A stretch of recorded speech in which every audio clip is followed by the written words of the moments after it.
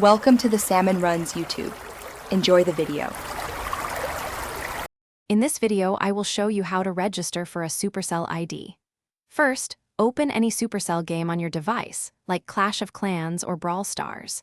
Once the game loads, find and tap the settings icon, usually located in a corner of your screen. Within the settings menu, you will see a prominent button labeled SuperCell ID. Tap this button to begin your registration journey. Next, you'll be prompted to either log in or create a new SuperCell ID. Select the Register Now or Create New SuperCell ID option. Carefully enter your active email address into the designated fields, ensuring it is typed correctly both times. Before proceeding, take a moment to read and accept the SuperCell ID Terms of Service, which outlines important user agreements.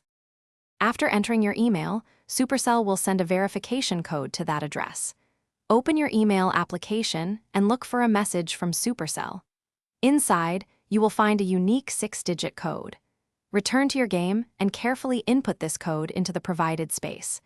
This step confirms that you own the email address, securing your new SuperCell ID.